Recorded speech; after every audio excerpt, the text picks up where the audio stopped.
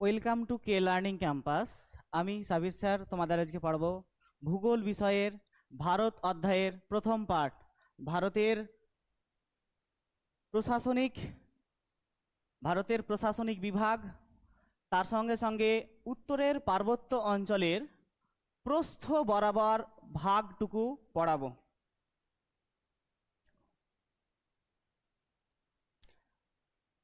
আমাদের এই ভারতবর্ষের এই যে ম্যাপ, বর্তমানে এই ভারতবর্ষের মানচিত্রে 28টি রাজ্য ও 8টি কেন্দ্রশাসিত অঞ্চল রয়েছে। এই রাজ্যগুলো তোমরা হয়তো এর আগে দেখে থেকেছো হয়তো, ঠিক আছে। ভারতবর্ষের নাম কেমন করে হলো? আমরা ক্লাস 5-এর বই থেকে পড়ে আসছি যে ভারতবর্ষের পৌরাণিক কাহিনী অনুযায়ী ভারতবর্ষে একজন ভরত নামের একজন রাজা ছিলেন। সেই রাজার নাম অনুসারে ভারতের নাম হয় ভারতবর্ষ। এমনকি গ্রিক শব্দ ইন্দোই থেকে এসছে, ইন্ডিয়া শব্দটি এসছে। ভারতীয় সংবিধান অনুযায়ী ভারতবর্ষের নাম ইন্ডিয়া, আবার ভারত, উভয়ই কিন্তু স্বীকৃত। ভারতবর্ষের এই ভৌগোলিক অবস্থান, ভারত এশিয়া মহাদেশের একেবারে দক্ষিণ দিকে অবস্থিত একটি দেশ। এই দেশের একেবারে দক্ষিণ দিকে যদি দেখা যায়, অতএব এই রকম জায়গায় রয়েছে একটি জায়গা যার নাম হচ্ছে ইন্দিরা পয়েন্ট, ঠিক আছে। এই ইন্দিরা পয়েন্ট রয়েছে 6 ডিগ্রি 37 মিনিট থেকে 6 ডিগ্রি 45 মিনিট উত্তর থেকে। উত্তর দিকে রয়েছে একটি শেষ বিন্দু যার নাম হচ্ছে ইন্দিরা কল। এই ইন্দিরা কলের অক্ষাংশগত মান হচ্ছে 37 ডিগ্রি। তো তার মানে এই উত্তর দক্ষিণে বিস্তার হলো 6 ডিগ্রি 45 মিনিট থেকে 37 ডিগ্রি পর্যন্ত। হ্যাঁ, এবার যদি দেখা যায় যে পূর্ব পশ্চিমে, তাহলে আমরা দেখব পশ্চিম দিকে 68 ডিগ্রি 7 মিনিট পূর্ব থেকে জায়গাটার নাম হচ্ছে গুহার মতি। কোনো বই আবার দেখতে পাবে গুহার মোটর বলছে, হ্যাঁ, থেকে পূর্ব দিকে 97 ডিগ্রি 24 মিনিট পূর্ব জায়গাটার নাম হচ্ছে অরুণাচল প্রদেশের কিবিথু পর্যন্ত বিস্তৃত হচ্ছে আমাদের এই ভারতের পূর্ব ও পশ্চিমে বিস্তার। এইদিকে এই জায়গাতে রয়েছে গুহার মটর, আর এই জায়গাতে রয়েছে কিবিথু, ঠিক আছে। তারপরে ভারতবর্ষের মাঝখান দিয়ে চলে গেছে একটি প্রধান অক্ষরেখা গেছে। এই প্রধান অক্ষরেখাটির নাম হচ্ছে 23.5 ডিগ্রি অক্ষরেখা, যাকে বাংলায় বলা হয় কর্কট ক্রান্তি রেখা। এই কর্কট ক্রান্তি রেখা 8টি রাজ্যের ওপর দিয়ে গেছে: গুজরাট, রাজস্থান, মধ্যপ্রদেশ, ছত্তিশগড়, ঝাড়খণ্ড, ওয়েস্ট বেঙ্গল, ত্রিপুরা, মিজোরাম। স্যার, এতগুলো নাম আমাদের পক্ষে মনে রাখা সম্ভব নয়, যার জন্যে আমি একটা ক্লু তৈরি করেছি, ঠিক আছে, মনে রাখার জন্য। দেখো, কর্কট মিত্র গামছা ঝেড়ে পড়েন। কর্কট মিত্র, কর্কট মানে হচ্ছে কর্কট ক্রান্তি রেখা, মিত্রর মি হলো মিজোরাম, তয়ের ফাল হলো ত্রিপুরা, গয় আকার কি বলো দেখি, গয় আকার কি হয় বলো, গুজরাট, ঠিক আছে। ময় হবে মধ্যপ্রদেশ, ছয়ে ছত্তিশগড়, ঝাড়খণ্ড, পয়ে পশ্চিমবঙ্গ, রয়েকার এটা দিয়ে হবে রাজস্থান। অতএব কর্কট মিত্র গামছা ঝেড়ে পড়েন। মনে রাখার খুব কিন্তু ক্লু, কোনো দিনও ভুলবে না। তুমি এই লাইনটা মনে রাখবে, কর্কট মিত্র গামছা ঝেড়ে পড়েন, তুমি কোনোদিনও ভুলবে না। দেখো, গুজরাট, রাজস্থান, মধ্যপ্রদেশ, ছত্তিশগড়, ঝাড়খণ্ড, পশ্চিমবঙ্গ, ত্রিপুরা, মিজোরাম রাজ্যের ওপর দিয়ে গেছে এই কর্কট ক্রান্তি রেখা, ঠিক আছে। এটা কিন্তু আমি খুব চেষ্টা করেছি, হ্যাঁ, এ টাইপিংয়ে গিয়ে কিন্তু পারিনি। এটা 23.5 ডিগ্রি হবে। অতএব 23 পূর্ণ 1 2 ডিগ্রি হবে, এরকম হবে আর কি। হ্যাঁ, ঠিক আছে।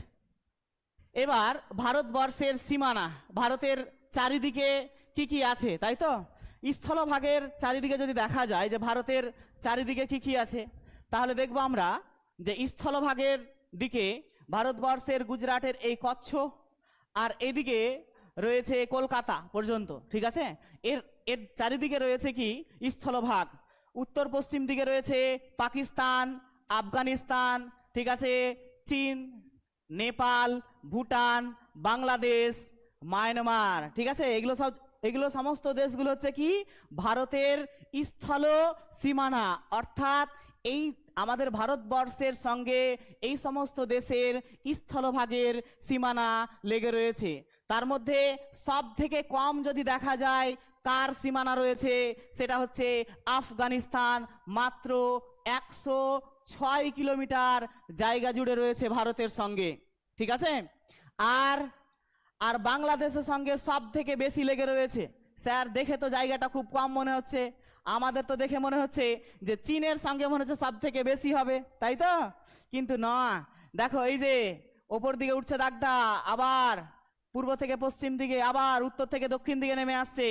এর দৈর্ঘ্য প্রায় 4096 কিলোমিটার, 4096 কিলোমিটার রয়েছে এই বাংলাদেশের সঙ্গে সীমানা। বোঝা গেল? তারপরে পশ্চিমে পাকিস্তান বললাম, আফগানিস্তান, উত্তরে চীন, নেপাল, ভুটান, পূর্বে মায়ানমার, বাংলাদেশ, দক্ষিণে শ্রীলঙ্কা এবং মালদ্বীপ রয়েছে। মোট দৈর্ঘ্য 15,200 কিলোমিটার। হ্যাঁ, দক্ষিণ দিকের দেশ দুটো দেখানো হয়নি, ওই দুটো দেশ আমি একটু দেখে দিই আর কি। হ্যাঁ, দক্ষিণ দিকের এই জায়গায় আছে লাক্ষাদ্বীপ, আর এটা হচ্ছে কি বলতো শ্রীলঙ্কা, ঠিক আছে। এটা হচ্ছে কি শ্রীলঙ্কা, ঠিক আছে। আর এটা আমাদের ভারতেরই অংশ, যার নাম হচ্ছে আন্দামান নিকোবর দ্বীপপুঞ্জ, ঠিক আছে। আমাদের ভারতবর্ষ, এই ভারতবর্ষের রাজধানীর নাম কি? ওই যে শিবা, বলো ভারতবর্ষের রাজধানীর নাম কি বলো? দিল্লি না, নিউ দিল্লি।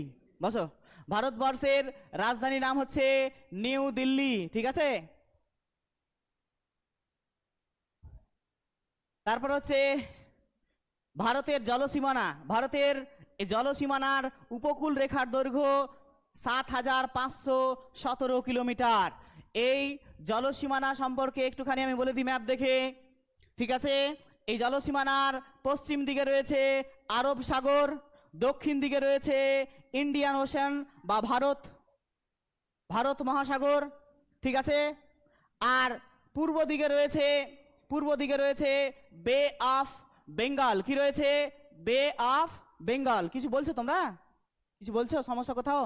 এটা হচ্ছে উত্তর, এটা হচ্ছে ম্যাপের দক্ষিণ, এটা হচ্ছে পশ্চিম, এটা হচ্ছে পূর্ব, ঠিক আছে। আর পূর্ব দিকে রয়েছে বে অফ বেঙ্গল বা বঙ্গোপসাগর, ঠিক আছে। তারপরে ভারতের মোট আয়তন প্রায় 32,87,263 বর্গ কিলোমিটার, অর্থাৎ সারা পৃথিবীর যা স্থলভাগের আয়তন তার 2.4% বা 2.4% জায়গা জুড়ে রয়েছে আমাদের এই ভারতবর্ষ। আয়তনের বিচারে ভারত বিশ্বের সপ্তম বৃহত্তম দেশ। কততম দেশ? সপ্তম বৃহত্তম দেশ। রাজধানীর নাম হচ্ছে নতুন দিল্লি। এখন যেগুলো আমি পড়াচ্ছি এগুলো কি তোমরা এর আগে পড়েছো? অবশ্যই পড়েছো, তাই না?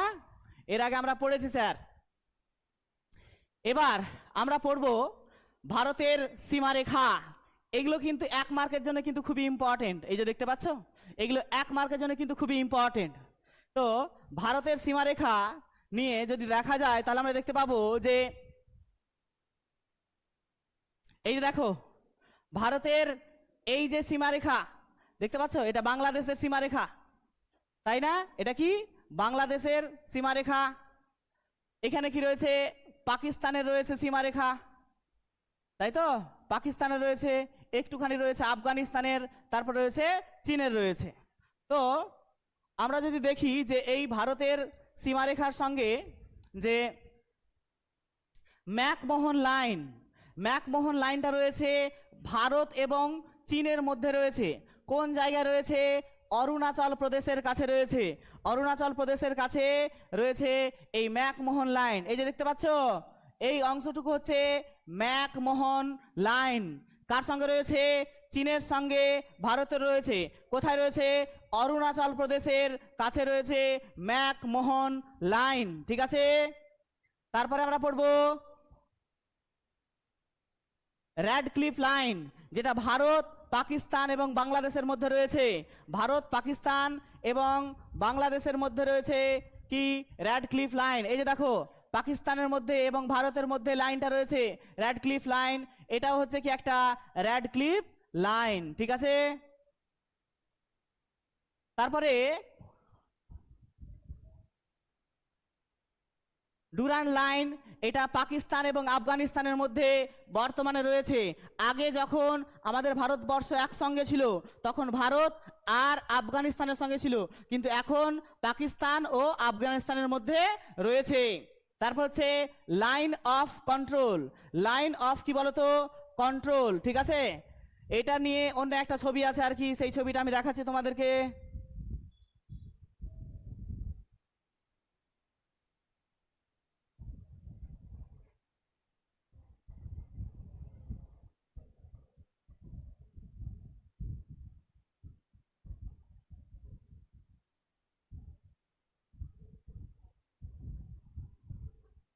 ছবিটা মনে হয় সেভ করা হয়নি। তো এই যে পাকিস্তান কি করেছে জানো? এই অংশটুকু কি করেছে না, তো ও দখল করে রেখেছে। ঠিক আছে, যার জন্য আমাদের ভারতবর্ষের এই লাদাখের মধ্যে এবং জম্মু কাশ্মীরের মধ্যে একটি লাইন পাকিস্তানকে আলাদা করছে। এই লাইনটাকে বলা হচ্ছে LOC। কি বলছে এটাকে? LOC। ঠিক আছে, আর এই অংশটুকু আবার লাদাখের এই অংশটুকু আবার দখল করে রেখেছে চীন। তো এর মাঝে আবার একটা সীমারেখা রয়েছে যেটাকে বলা হয় LAC। LOC মানে হচ্ছে লাইন অফ কন্ট্রোল, LAC মানে হচ্ছে লাইন অফ অ্যাকচুয়াল কন্ট্রোল। ঠিক আছে, তো এই দুটো লাইন কিন্তু আমরা মনে রাখবো। ঠিক আছে,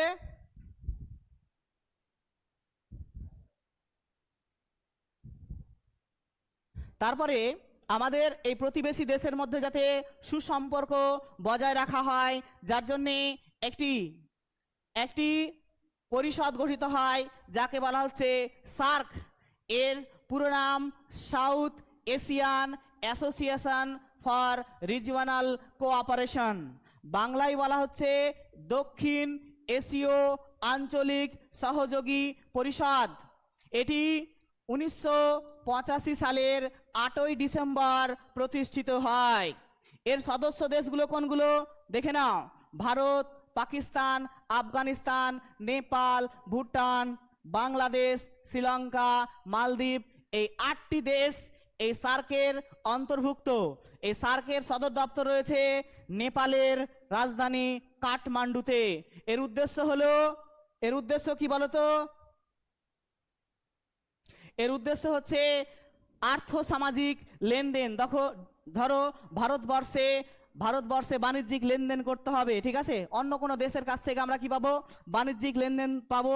কিংবা আমাদের ভারতবর্ষের যে সীমানা রয়েছে, হ্যাঁ, সেই সীমানা নিয়ে যাতে সংঘাত যাতে না হয়, এর জন্য কি হয়? সার্ক কিন্তু প্রতিষ্ঠিত হয়েছে। আমরা প্রয়োজনে বাংলাদেশের কাছ থেকে পাট নিয়ে নিলাম। ঠিক আছে, নেপাল আমাদের কাছ থেকে কি করছে? আমাদের কাছে কোনো দ্রব্য নিচ্ছে ধরো। ঠিক আছে, বা চীন কিন্তু নেই, পাকিস্তান নিচ্ছে আমাদের কাছ থেকে, বা আমরা পাকিস্তানের কাছ থেকে নিচ্ছি। এই যে বাণিজ্যিক লেনদেন বা আমাদের মধ্যে যাতে সুসম্পর্ক বজায় থাকে, তাই প্রতিষ্ঠিত হয়েছে সার্ক। ঠিক আছে,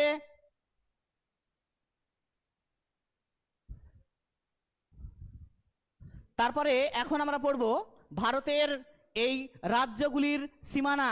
ভারতবর্ষে বর্তমানে 28টি রাজ্য থাকলেও আগে কিন্তু 28টি রাজ্য এবং 8টি কেন্দ্রশাসিত অঞ্চল থাকলেও স্বাধীনতা যখন লাভ করে ভারতবর্ষে 1947 সালে, তখন ভারতে কেবলমাত্র 14টি রাজ্য ছিল। কটা রাজ্য ছিল? 14টি রাজ্য এবং 6টি কেন্দ্রশাসিত অঞ্চল ছিল। এই 14টি রাজ্যের নাম দেখো লেখা আছে: অন্ধ্রপ্রদেশ, আসাম, উড়িষ্যা, উত্তরপ্রদেশ, কেরালা, জম্মু কাশ্মীর, ওয়েস্ট বেঙ্গল, পাঞ্জাব, বিহার, বোম্বাই, মধ্যপ্রদেশ, তারপরে কি দেওয়া আছে এটা, মাইসুর নাকি, তারপর হচ্ছে মাদ্রাজ, রাজস্থান। এই 14টি রাজ্য ছিল।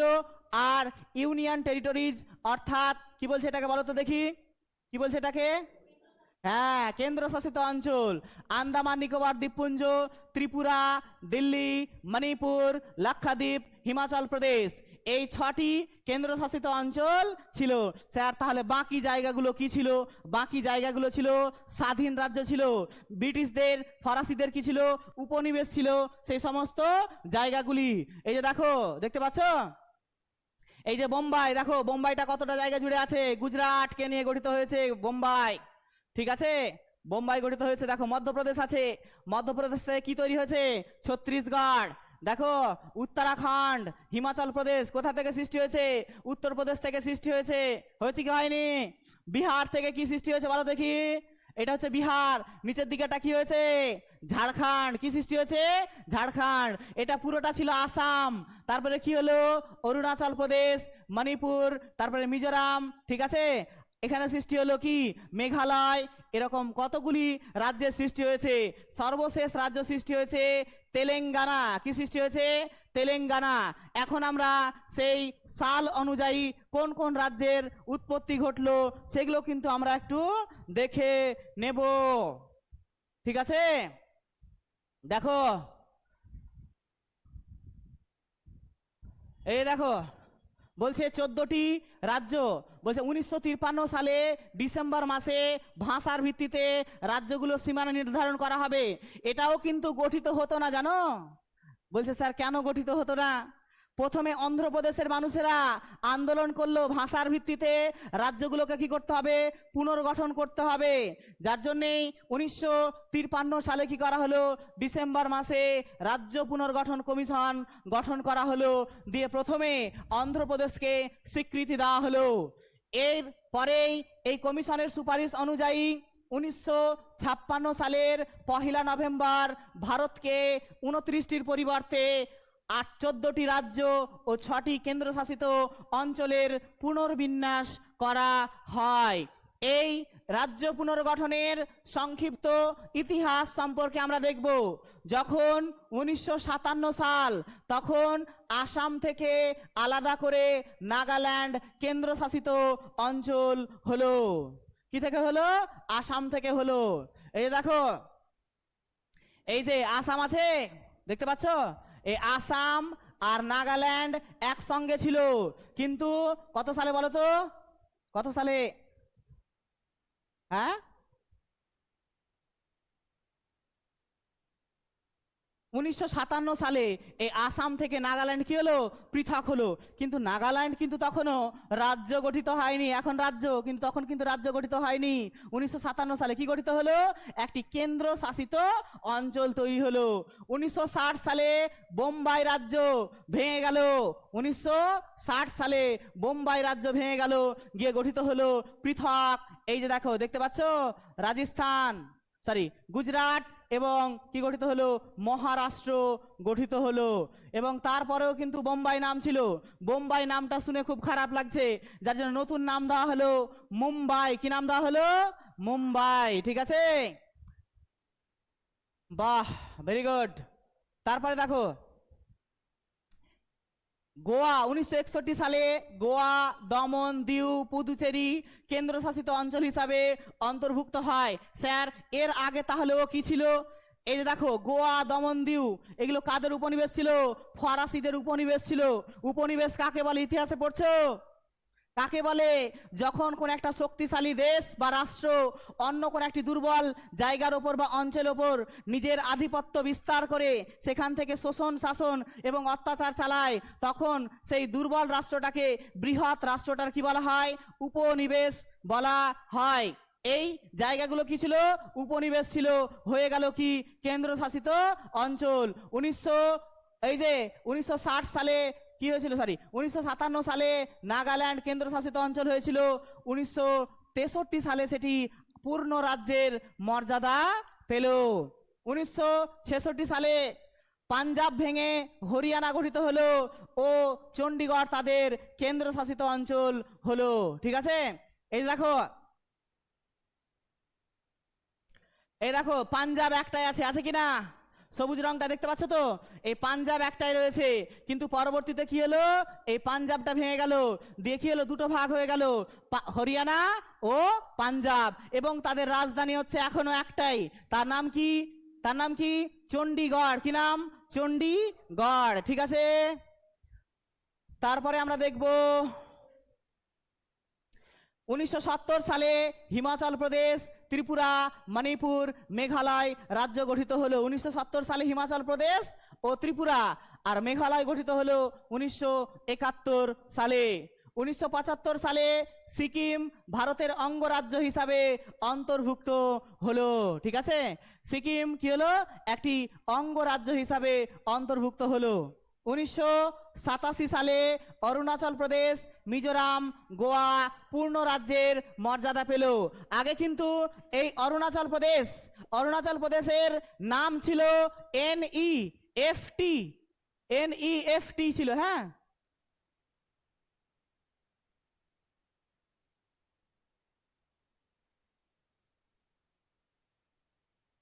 NEFT ছিল, কিন্তু পরবর্তীতে হয়ে গেল কি, নেফা। ঠিক আছে, north eastern frontier agency. NFT এই নামটা দিয়েছিল ইংরেজরা, পরবর্তীতে এটা নাম দেওয়া হয়েছিল নেফা।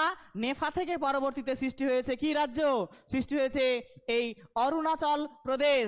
ঠিক আছে, তারপরে গঠিত হলো মিজোরাম, এবং গোয়া রাজ্যটা ছিল একটি ফরাসিদের উপনিবেশ, এটা হয়ে গেল কি, পূর্ণ রাজ্য হয়ে গেল। তারপরে 1993 সালে দিল্লিকে জাতীয় রাজধানী অঞ্চল হিসাবে গণ্য করা হলো। 2000 সালে দেখো, 2000 সালে মধ্যপ্রদেশ ভেঙে কি হলো, এই 2000 সালে কি হলো, মধ্যপ্রদেশ ভেঙে সৃষ্টি হলো কি, ছত্তিশগড়, এবং এইটুকু পুরোটা ছিল একটা বিহার, এইটুকু ছিল পুরোটা বিহার। বিহার ভেঙে উত্তরের অংশটা হয়ে গেল বিহার, দক্ষিণ অংশটা হয়ে গেল কি, ঝাড়খণ্ড। ঠিক আছে, তারপরে হয়ে গেল, সেটা নাম হলো ঝাড়খণ্ড। তারপরে 2014 সালে ভারতের নবীনতম রাজ্য গঠিত হয়েছে, যার নাম হচ্ছে তেলেঙ্গানা। কি নাম বললাম?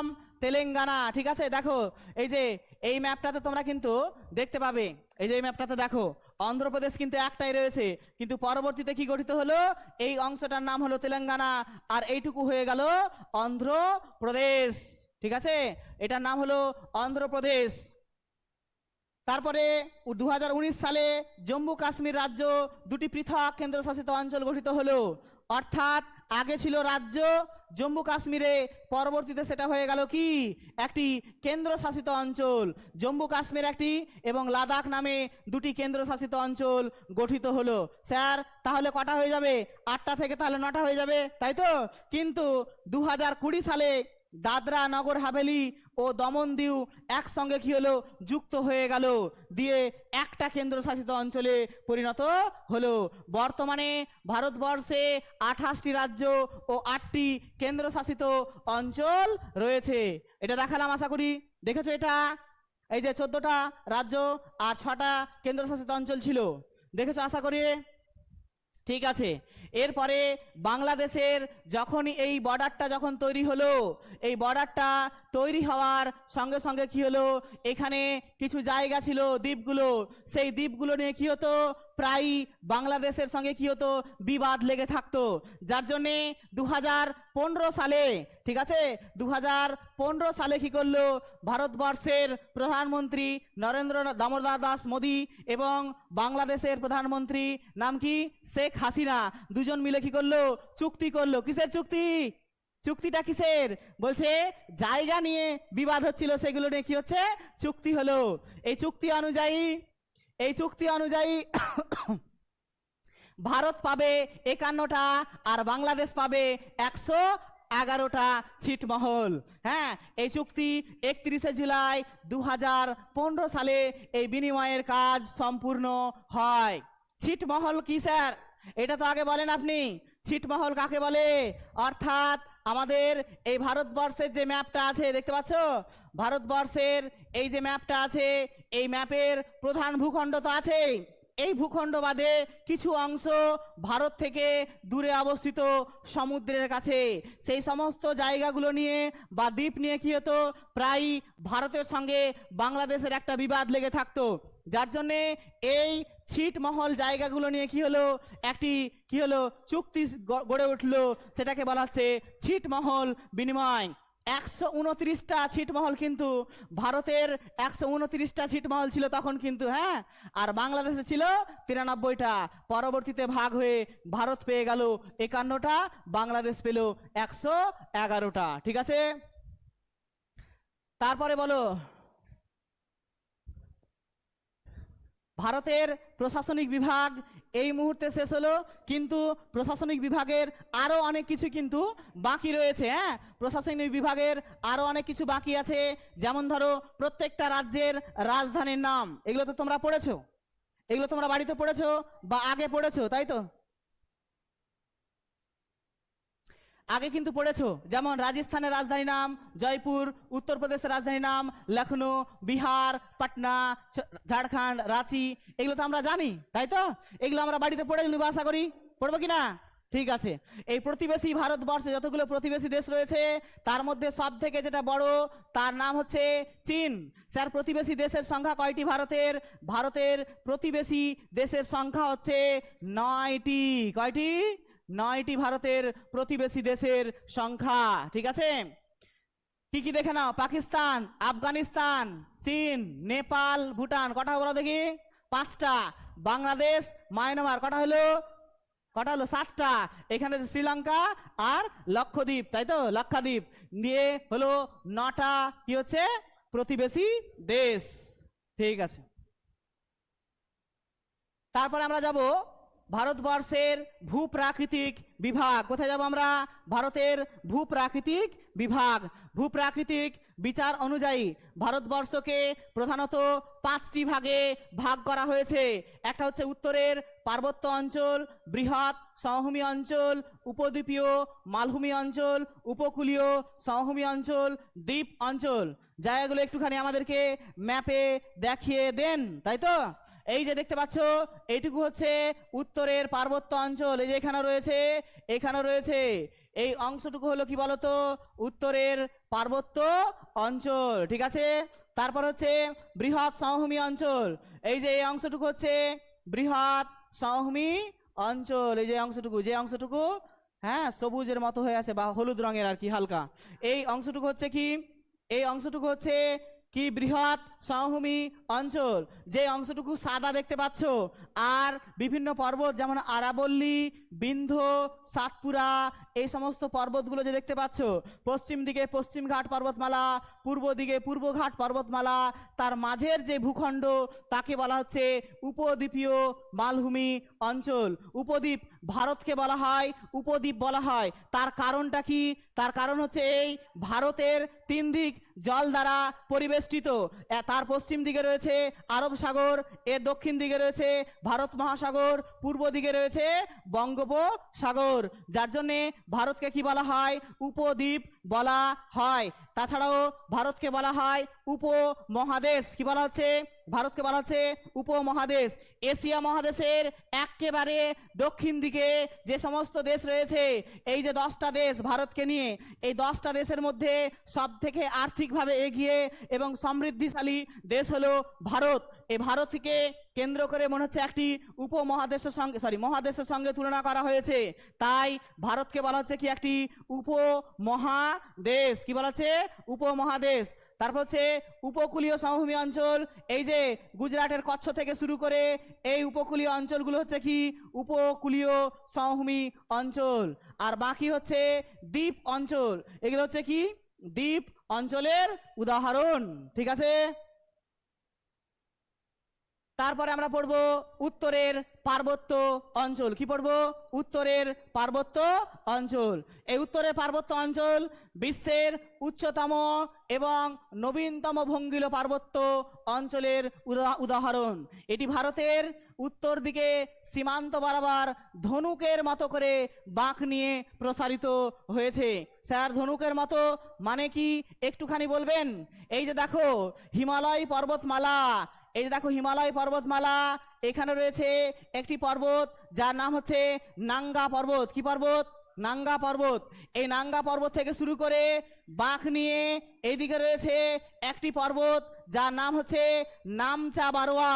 এই নাঙ্গা থেকে নামচা বারোয়া পর্যন্ত প্রায় 2400 কিলোমিটার দীর্ঘ যেই পর্বত, প্রায় ধনুকের ছিলার মতো দেখতে, এটাকে বলা হচ্ছে হিমালয় পার্বত্য অঞ্চল। ঠিক আছে, হিমালয় পার্বত্য অঞ্চল। এই উত্তরের পার্বত্য অঞ্চল দৈর্ঘ্য 2400 কিলোমিটার, প্রস্থ 200 থেকে 500 কিমির মতো। এর মোট ক্ষেত্রফল 7 লক্ষ বর্গ কিলোমিটার হলেও ভারতবর্ষে এর অবস্থান 5 লক্ষ বর্গ কিলোমিটার। কতটা?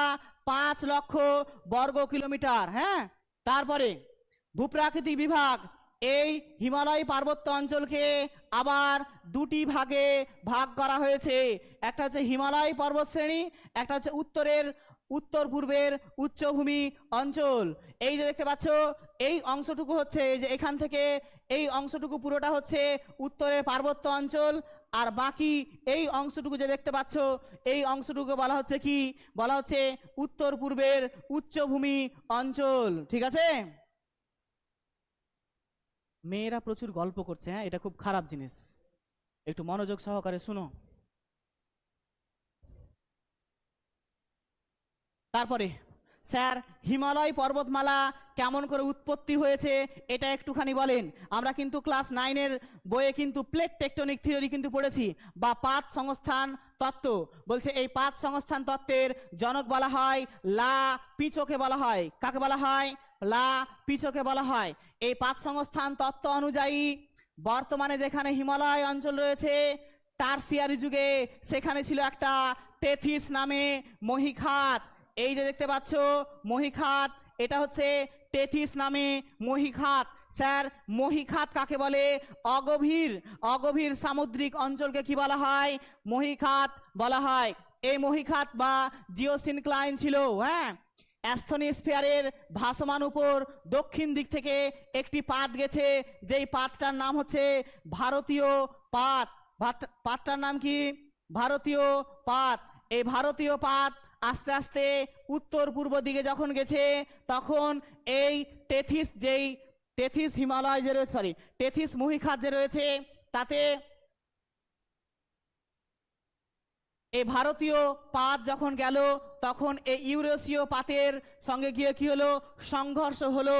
সংঘর্ষ হওয়ার জন্য মাঝখানে বহু বছর ধরে, কোটি কোটি বছর ধরে সঞ্চিত হওয়া পলি ভাঁজপ্রাপ্ত হয়ে সৃষ্টি হয়েছে এই হিমালয় পর্বতমালা।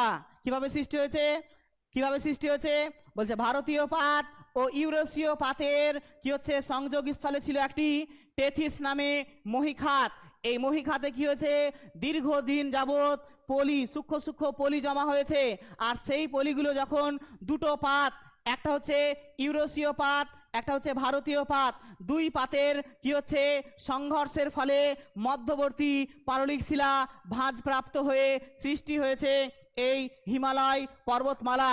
হিমালয় পর্বতমালা সৃষ্টি হয়েছে একবার ভূ আন্দোলনের দ্বারা নয়, ইহা 3 বার ভূ আন্দোলনের দ্বারা গঠিত হয়েছে। কতবার? 3 বার। 3 বার ভূ আন্দোলনের দ্বারা গঠিত হয়েছে। একবার আন্দোলিত হয়েছে 12 থেকে 7 কোটি বছর আগে, একবার আন্দোলিত হয়েছে 3 থেকে 2.5 কোটি বছর আগে, আর একবার হয়েছে 2 কোটি থেকে 20 লক্ষ বছর আগে। কি হয়েছে? শিবালিক হিমালয়ের সৃষ্টি হয়েছে। এই হিমালয়ের ভাগগুলো সম্পর্কে আমরা এখন পড়ব।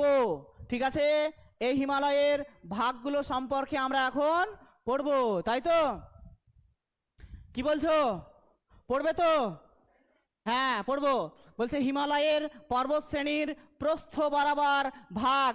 স্যার প্রস্থ বরাবর ভাগটা একটুখানি বুঝিয়ে দেন। বলছে আমরা যখন রাস্তায় যদি যাই, বেরোনোর পর আমাদের জল পিপাসা লাগলো, ধরো জল পিপাসা লাগার সঙ্গে সঙ্গে রাস্তায় দেখতে পাচ্ছি শশা বিক্রি হচ্ছে। শশাকে তোমরা কি বলো? শশা না ক্ষীরা বলো? কি বলো? শশা। এই শশাটাকে, শশাওয়ালাকে যদি বলো যে কাকু একটা শশা দেন তো, উনি কি করবেন, একটা শশাকে কি করবেন, 4 ফালি করে আগে ছিলে নেবেন, তারপরে কি করবেন, 4 ফালি করে সেটাকে কাটবেন, কেটে কি করবেন, দিয়ে দিবেন। ওই যে ভাগটা করলেন ওটা হচ্ছে প্রস্থ বরাবর ভাগ। কি বরাবর ভাগ? বাড়িতে চলে আসলাম বা একটা বিরিয়ানির দোকানে গেলাম, সেখানে গিয়ে আবার শশাটাকে কি করলো, কাটা হলো, গোল গোল পিস করে কাটা হলো। সেই যে কাটা হয়েছে ওটাকে বলা হচ্ছে দৈর্ঘ্য বরাবর ভাগ। কি বলা হচ্ছে এটাকে? হ্যাঁ, ঠিক আছে। তো শশা নিয়ে একটুখানি পড়ার মাঝে তোমাদের একটু মনোযোগটা চলে গেছে আর কি। একটু গল্প বলে দিই যে শশা নিয়ে একবার এই কিছুদিন আগে আমি গিয়েছিলাম দীঘা। তো বলছে, কি বলছে জানো, বলছে ছিলে দেবো, ছিলে দেবো। তারপরে বলছে লঙ্কা, কি বলছে, লবণ লাগিয়ে দিব। বলছে দাদা ছিলে আবার লঙ্কা লাগিয়ে দিব। আমরা এত হাসছি। বলছে ও ছিলে দিবে আবার লঙ্কাও লাগিয়ে দিবে। কত কত শক্ত, বুঝতে পারছো কত কষ্ট হবে আমাদের। হ্যাঁ, এই প্রস্থ অনুযায়ী হিমালয়কে 4টি সমান্তরাল শ্রেণীতে ভাগ করা হয়েছে। কটি ভাগে ভাগ করা হয়েছে? 4টি শ্রেণীতে ভাগ করা হয়েছে। ঠিক আছে, তো প্রস্থ বরাবর কোনটা ভাগ বললাম? এই যে রাস্তায় যে শশাটা খেলাম 4 ফালি করে দিল, সেটা হচ্ছে কি প্রস্থ বরাবর হিমালয়ের শ্রেণীবিভাগ। এই প্রস্থ বরাবর হিমালয়কে কি করা হয়েছে? 4টি ভাগে ভাগ করা হয়েছে। দেখতে পাচ্ছ? এই যে একটা ভাগ, এই যে একটা ভাগ, এটা একটা, আর এইটুকু একটা, তাই তো? এই যে এই ভাগটা, এটার নাম হচ্ছে, এটার নাম হচ্ছে তেথিস হিমালয়, তারপর হচ্ছে হিমাদ্রি হিমালয়, তারপর হচ্ছে হিমাচল হিমালয়, তারপর হচ্ছে শিবালিক হিমালয়। তাহলে এই প্রস্থ বরাবর হিমালয়কে কটি ভাগে ভাগ করা হয়েছে? 4টি ভাগে ভাগ করা হয়েছে। এই প্রস্থ বরাবর ভাগ করা হলো এই হিমালয়কে তার বয়সের নিরিখে ভাগ করা হয়েছে। কিসের নিরিখে? বয়সের নিরিখে। সব থেকে প্রাচীনতম হচ্ছে এই টেথিস এবং হিমাদ্রি, যা 12 থেকে 7 কোটি বছর পূর্বে সৃষ্টি হয়েছে। কত কোটি বছর আগে? 12 কোটি থেকে 7 কোটি বছর আগে সৃষ্টি হয়েছে এই টেথিস এবং হিমাদ্রি হিমালয় একসঙ্গে সৃষ্টি হয়েছে। তারপরে সৃষ্টি হয়েছে হিমাচল হিমালয়, কত 3 কোটি থেকে 2.5 কোটি বছর পূর্বে এই কি হয়েছে না, তো হিমাচল হিমালয় সৃষ্টি হয়েছে। শেষের যেই পাটটা, সেই পাটটার নাম হচ্ছে কি শিবালিক হিমালয়, যা 2 কোটি থেকে 20 লক্ষ বছর পূর্বে সৃষ্টি হয়েছে। ঠিক আছে, কেমন লাগছে আজকে ভূপ্রকৃতি পড়তে বলো? ভালো লাগছে? হ্যাঁ, এই বেটি মানুষগুলো কি বলছে বলো? ভালো লাগছে? এই সরি, একটুখানি ভুল হয়ে গেছে আমার, এখানে আসবে। হ্যাঁ, প্রথমে আমরা পড়বো টেথিস হিমালয়। কি পড়বো? টেথিস হিমালয়। কেমন করে সৃষ্টি হলো? ভারতীয় পাত ও ইউরেশীয় পাতের মাঝখানে ছিল মহীখাত, আর মহীখাতের পলিরাশি চাপে পাললিক শিলায় পরিণত হয়েছে, আর 2 পাতের সংযোগস্থলে ভাঁজপ্রাপ্ত হয়ে সৃষ্টি হয়েছে এই হিমালয় পর্বতমালা। এই হিমালয়, টেথিস হিমালয় সৃষ্টি হয়েছে আজ থেকে 12 থেকে 7 কোটি বছর আগে। এই টেথিস হিমালয়, সমগ্র টেথিস হিমালয় জম্মু ও কাশ্মীর এবং লাদাখ নিয়ে গঠিত। জম্মু, কাশ্মীর ও কি নিয়ে গঠিত? লাদাখ নিয়ে গঠিত। হ্যাঁ, প্রথমবার ভূ আলোড়নের দ্বারা সৃষ্টি হয়েছে। এই টেথিস হিমালয়ের দৈর্ঘ্য 1000 কিলোমিটার, মানে লম্বায় 1000 কিলোমিটার, কিন্তু প্রস্থ কতটা? প্রায় 40 থেকে 225 কিলোমিটার। 40 থেকে 225 কিলোমিটার, এবং এটি হিমালয়ের সব থেকে প্রশস্ততম বা চওড়াতম হিমালয়। ঠিক আছে, এই হিমালয়ের গড় উচ্চতা 3000 মিটার। কতটা উচ্চতা? 3000 মিটার। এই হিমালয় পর্বত ও মালভূমি দ্বারা গঠিত। এই অঞ্চলটাতে রয়েছে ভারতের উচ্চতম মালভূমি, যার নাম হচ্ছে লাদাখ মালভূমি। একে বলা হয় পর্বত বেষ্টিত মালভূমি বলা হয়। কি বলা আছে? পর্বত বেষ্টিত মালভূমি কাকে বলে? যখন অনেকগুলো পর্বতের মাঝে ফাঁকা জায়গা বা সমতল অঞ্চল, সেই পর্বতের চাপে ভূ আন্দোলনজনিত কারণে যখন সেই সমভূমিটা ওপরের দিকে উঠে মালভূমির আকার ধারণ করবে, তার চারিদিকে পর্বতের অবস্থানের জন্য তাকে বলা হয়, কি বলা হয়?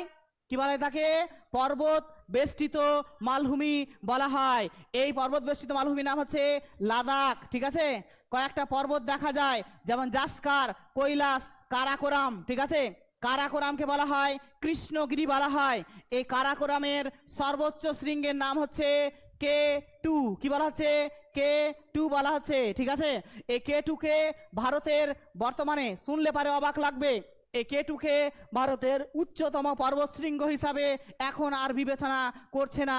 তার কারণটা কি জানো? এই অংশটুকু দখল করে আছে পাকিস্তান। কে দখল করে আছে? পাকিস্তান, হ্যাঁ। আর এই অংশটুকু দখল করে আছে চীন। কে দখল করে আছে? তার মানে পাকিস্তান আর চীন কিন্তু অনেকটা জায়গা ভারতের দখল করে আছে, হ্যাঁ। যার জন্য এই K2টা পাকিস্তানে পড়ছে। কোথায় পড়ছে? পাকিস্তানে পড়ছে। যার জন্য তুমি বাড়িতে গিয়ে সার্চ করবে ভারতের উচ্চতম শৃঙ্গের নাম কি, বলবে কাঞ্চনজঙ্ঘা। কি বলবে? কাঞ্চনজঙ্ঘা। কিন্তু ভারতের উচ্চতম পর্বতশৃঙ্গ আমরা কি লিখবো? K2। স্যার নামটা K2 কেন হলো, A2 কেন হলো না? তার কারণ কারা, কারা এবং তার সঙ্গে আর একটা পর্বত যার নাম হচ্ছে কোরাম।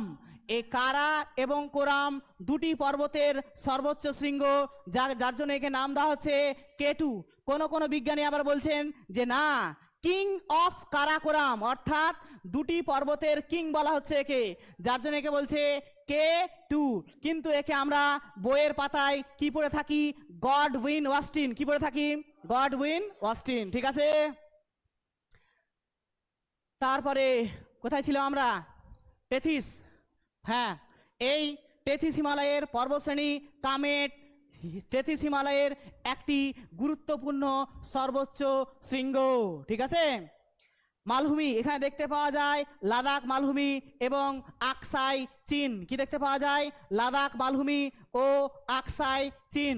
স্যার একটু আমাকে আকসাই চীন সম্পর্কে বলবেন। বলছে আকসাই চীন কি? বলছে আকসাই চীন হচ্ছে চীন অধিকৃত লাদাখের একটি অঞ্চল, মানে লাদাখে রয়েছে অঞ্চলটা, কিন্তু কে দখল করে আছে? চীন দখল করে রয়েছে, যা কারাকোরাম পর্বতের উত্তর পূর্ব দিকে অবস্থিত। এই উচ্চ মালভূমিকে বলা হয় আকসাই চীন। কি বলা হচ্ছে এটাকে? আকসাই চীন, ঠিক আছে। সমুদ্রপৃষ্ঠ থেকে 4300 থেকে 7000 মিটার পর্যন্ত সুউচ্চ এই আকসাই চীন, ঠিক আছে। আর একটা ভূমিরূপ এখানে দেখতে পাওয়া যায় যাকে বলা হচ্ছে সোডা মালভূমি। চীন অধিকৃত এই লাদাখের উত্তর পূর্ব অংশে আকসাই চীন মালভূমিতে দেখতে পাওয়া যায় যে সমভূমি তাকে বলা হচ্ছে কি? সোডিয়াম সালফেট দ্বারা গঠিত, যার জন্য এটাকে বলছে সোডা সমভূমি বলা হয়। এই সমভূমির উচ্চতা 4300 থেকে 7000 মিটার পর্যন্ত, ঠিক আছে। তার মানে আমরা টেথিস হিমালয় পড়ে নিলাম, পড়লাম কিনা? টেথিস হিমালয়টার ছবি একটু দেখিয়ে দেন আমাদেরকে, খুব ভালো মনে থাকবে, তাই তো। এই যে দেখো টেথিস হিমালয়, প্রথমে যেই পর্বতটা তার নাম হচ্ছে কারাকোরাম। কি নাম বললাম? কারাকোরাম। লাদাখ, এটার নাম হচ্ছে কি? লাদাখ। তারপর এটার নাম হচ্ছে কি? জাস্কার। এটার নাম কি? জাস্কার। এই টেথিস হিমালয়কে আবার বলা হয় ট্রান্স হিমালয় বলা হয়। কি বলা হচ্ছে এটাকে? ট্রান্স হিমালয়। তার কারণ এই হিমালয় আবার কি রয়েছে? চীন পর্যন্ত বিস্তৃত, যার জন্য একে আবার ট্রান্স হিমালয় নামেও ডাকা হয়, ঠিক আছে। এবার আমরা কি পড়বো বলো কি? 3 নম্বর পার্ট, যার নাম কি বলতো? যার নাম হচ্ছে হিমাদ্রি হিমালয়। কি হিমালয়? হিমাদ্রি হিমালয় বা উচ্চ হিমালয়। এই হিমালয়ের 4টা ভাগের মধ্যে এই হিমালয়ের উচ্চতা সব থেকে বেশি। এটি টেথিস হিমালয়ের দক্ষিণ দিকে অবস্থিত। কোন কোন রাজ্য নিয়ে গঠিত? জম্মু কাশ্মীর, লাদাখ, হিমাচল প্রদেশ, উত্তরাখণ্ড, সিকিম, অরুণাচল প্রদেশ নিয়ে গঠিত, ঠিক আছে। প্রথমবার ভূ আন্দোলন যখন হয়েছিল, যখন টেথিস হিমালয় সৃষ্টি হয়েছিল, ঠিক তখনই সৃষ্টি হয়েছে এই হিমাদ্রি হিমালয়। তখনই সৃষ্টি হয়েছে কি? এই হিমাদ্রি হিমালয়। এই হিমালয়ের উচ্চতা, হিমালয়ের সব থেকে উচ্চতম অংশ, গড় উচ্চতা 6100 মিটার। কত মিটার? 6100 মিটার। এই দেখে না, পশ্চিমে নাঙ্গা পর্বত থেকে শুরু করে পূর্বে নামচা বারোয়া পর্যন্ত বিস্তৃত 2400 কিলোমিটার বিস্তৃত এই পর্বতটা। হ্যাঁ, এই যে দেখো এইখানে যে পর্বতটা রয়েছে তার নাম হচ্ছে নাঙ্গা পর্বত। এই নাঙ্গা পর্বত থেকে শুরু করে একেবারে যাচ্ছে, দেখো কত দূর পর্যন্ত, 2400 কিলোমিটার। এই যে পর্বতটা রয়েছে তার নাম হচ্ছে নামচা বারোয়া। কি রয়েছে? নামচা বারোয়া পর্যন্ত বিস্তৃত এই হিমালয়কে বলা হচ্ছে, কি বলা হচ্ছে এটাকে? হিমাদ্রি হিমালয়। এই হিমাদ্রি হিমালয়ের মধ্যে রয়েছে একটি উচ্চতম তথা বিশ্বের উচ্চতম শৃঙ্গ, যার নাম হচ্ছে কি? Mount Everest. কি নাম? এছাড়াও ভারতের দ্বিতীয় উচ্চতম শৃঙ্গ, যার নাম হচ্ছে কাঞ্চনজঙ্ঘা। স্যার দ্বিতীয় উচ্চতম কেন বলছেন? ভারতের তো উচ্চতম।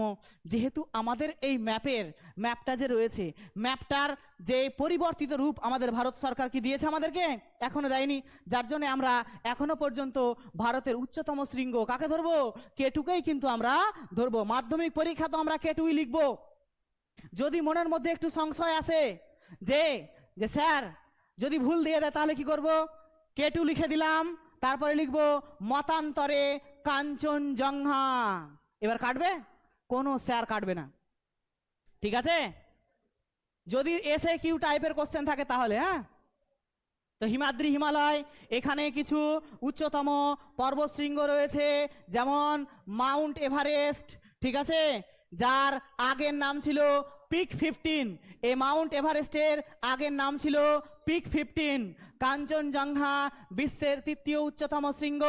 এছাড়াও লোটাসে, মানসালু, মাকালু, ধওলাগিরি, অন্নপূর্ণা, কেদারনাথ, নন্দাদেবী, কামেট, ত্রিশূল, এই সমস্ত শৃঙ্গগুলো দেখতে পাওয়া যায়। এখানে কিছু গিরিপথ রয়েছে, যেমন বুর্জিলা, শ্রীনগর এবং লের মধ্যে যোগাযোগ সৃষ্টি করছে। একটা হচ্ছে জেলেপলা, নাথুলা, সিকিমের চুম্বি উপত্যকার মধ্যে রয়েছে। শিবকিলা, ডুংরিলা। স্যার নামগুলো কেমন? লা লা আর লা। লা শব্দের অর্থ হচ্ছে তিব্বতীয় ভাষায় লা শব্দের অর্থ হচ্ছে পথ। লা শব্দের অর্থ কি? পথ। যার জন্যে প্রত্যেকটা গিরিপথের শেষের দিকে কি রয়েছে? লা শব্দটা যুক্ত রয়েছে, ঠিক আছে? এগুলো কিন্তু পরীক্ষা হবে 1 মার্কের। বুর্জিলা কোন দুটি জায়গাকে যুক্ত করেছে? শ্রীনগর ও লেহকে যুক্ত করেছে। শিবকিলা, ডুংরিলা, ঠিক আছে, এগুলো আমরা পড়বো। উত্তরাখণ্ডের সঙ্গে যোগাযোগ করেছে। হ্যাঁ, জেলেপলা, নাথুলা সিকিম এবং চুম্বি উপত্যকাকে যুক্ত করেছে। তার মধ্যে এই শোনো, আর একটা, এই যে নাথুলা যে যে গিরিপথটা রয়েছে, এই গিরিপথটার খুব কাছাকাছি জায়গা থেকে আমি ঘুরে এসেছি সিকিমের। হ্যাঁ, নাথুলা গিরিপথের কাছ থেকে আমি কি করেছি? ঘুরে এসেছি। স্যার ওখানে আপনাকে যেতে দেয়নি, ওগুলো কিন্তু রেস্ট্রিক্টেড এরিয়া, ওখানে কিন্তু আমাদেরকে যেতে দিবে না। প্রশাসনিক কোন একটা আধিকারিক যদি যায় তাহলে তাকে যেতে দিবে, আমাদেরকে যেতে দিবে না। ধরো গেলাম আমি, কেউ আমাকে কি করলো, ওই কাশ্মীরের পেহেলগাঁওয়ের মতো আমাকে গুলি করে দিল, তখন কি হবে? ভারত সরকার দায়ী হয়ে যাবে আর কি, যার জন্য সেখানে যেতে দিবে না। হ্যাঁ, তারপর হচ্ছে অবহিমালয় যে পড়িনি আমরা। হ্যাঁ, হিমাচল হিমালয় বা অবহিমালয়, ইহা দ্বিতীয়বার ভূ আন্দোলনের দ্বারা সৃষ্টি হয়েছে 2.5 থেকে 3 কোটি বছর পূর্বে। এর গড় উচ্চতা 3500 থেকে 4500 কিলোমিটার, ঠিক আছে? কি কি পর্বতশ্রেণী রয়েছে? পীরপাঞ্জাল, ধৌলাতর, মুসৌরি, নাকটিব্বা, এগুলো সব পর্বতশ্রেণী রয়েছে। নাকটিব্বা না, হাসি লাগছে শুনে। উপত্যকা, শিবালিক ও হিমাচলের মাঝে রয়েছে কাশ্মীর, কুলু, কাংড়ার মতো সুন্দর সুন্দর উপত্যকা। সব থেকে হিমাচল হিমালয়ের পাশের অংশটা খুবই অপরূপ সৌন্দর্য। হ্যাঁ, এখানে কিছু গিরিপথ যেমন রয়েছে বানিহাল। বানিহাল হচ্ছে কি? এই হিমাচল হিমালয়ের একটি গিরিপথের উদাহরণ, ঠিক আছে? আমরা একটু দেখে নিই ছবিটা। এই যে দেখো, এটা কি বললাম? এইটুকু হচ্ছে কি? হিমাদ্রি হিমালয়, সরি, এটির নাম কি? তেথিস হিমালয়। তারপরটা হচ্ছে কি? হিমাদ্রি হিমালয়। এই যে পাটটা এখন দেখালাম সেটার নাম হচ্ছে কি? সেটার নাম কি? হিমাচল হিমালয়। কি হিমালয়? আজ থেকে 2.5 থেকে 3 কোটি বছর আগে সৃষ্টি হয়েছে এই হিমাচল হিমালয়। তারপরে সৃষ্টি হলো যেই ভাগটা, তার নাম হচ্ছে শিবালিক হিমালয়, যা সৃষ্টি হয়েছে 20 লক্ষ থেকে 2 কোটি বছর আগে সৃষ্টি হয়েছে এই শিবালিক হিমালয়। তাহলে বলো তো সব থেকে নবীনতম অংশ কোনটা? নবীনতম অংশ হচ্ছে এই শিবালিক হিমালয়। কি হিমালয়? শিবালিক হিমালয়। বুঝতে পারছো না? মাথার উপর দিয়ে হেলিকপ্টারের মতো যাচ্ছে। হ্যাঁ, যাই না। শিবালিক হিমালয়ের দৈর্ঘ্য 2400 কিলোমিটার, ঠিক আছে। বিস্তৃতি সব থেকে সংকীর্ণতম অংশ 15 থেকে 50 কিলোমিটার। এটি হিমালয়ের সর্বনিম্ন অংশ, ঠিক আছে, মানে সব থেকে নিচু অংশ। যেই হিমালয়ের উচ্চতা সব থেকে কম সেই হিমালয় হলো এই শিবালিক হিমালয়। এর উচ্চতাও কম, এর বয়সও কম। এই শিবালিক হিমালয়ের আমরা ভারতবর্ষে শিবালিক বললেও সেটাকে নেপালের মানুষেরা কি বলে জানো? নেপালের মানুষেরা বলে চুরিয়া মুরিয়া। কি বলে? চুরিয়া মুরিয়া বলে ওরা ডাকে। হ্যাঁ, এই অঞ্চলের দক্ষিণ দিকে বেশি কিছু খাড়া ঢালু উপত্যকার সৃষ্টি হয়েছে। এই উপত্যকাকে বলা হয় দুন বলা হয়। কি বলা হচ্ছে এটাকে? দুন। দুন কি না তো শিবালিক হিমালয় এবং হিমাচল হিমালয়ের মাঝের যে সংকীর্ণ উপত্যকা তাকে বলা হচ্ছে দুন। হ্যাঁ, এখানে দেখতে পাওয়া যায় এই দুন উপত্যকাগুলি দেখতে পাওয়া যায়। এই দুন উপত্যকা যদি পশ্চিম দিকে দেখতে পাওয়া যায় তখন তাকে বলা হয় দুন। যেমন দেরাদুন, পাটালি, চৌখাম্বা, দেরাদুন এগুলো সব হচ্ছে কি দুন উপত্যকার উদাহরণ। এই উপত্যকাগুলি আবার যদি পূর্ব ভারতে দেখা যায় তখন তাকে বলা হয় ডুয়ার্স বলা হয়। কি বলা আছে? ডুয়ার্স বা দুয়ার বলা হয়। কি বলা আছে? ডুয়ার্স বা দুয়ার বা দরজা বলা হয়, তাই তো। শিবালিক হিমালয় বুঝতে কোনো অসুবিধা নেই আর? বলো, আকসাই চিহ্ন পড়ে নিয়েছি আমরা, কিছু বলবে না এর আর? তো ক্লাস একেবারে শেষের দিকে আমি পড়িয়েছি, অনেকটা পড়িয়ে দিলাম আর কি আজকে। তো তোমাদের যদি কোথাও সমস্যা থাকে তাহলে বলতে পারো। আজকে এই পর্যন্ত। পরবর্তী ক্লাসে আমরা পড়বো, কি পড়বো বলো তো? পড়বো আমরা দৈর্ঘ্য বরাবর হিমালয়ের শ্রেণীবিভাগ, তারপর হচ্ছে বৃহৎ সমভূমি অঞ্চল সম্পর্কে আমরা পরের দিন পড়বো।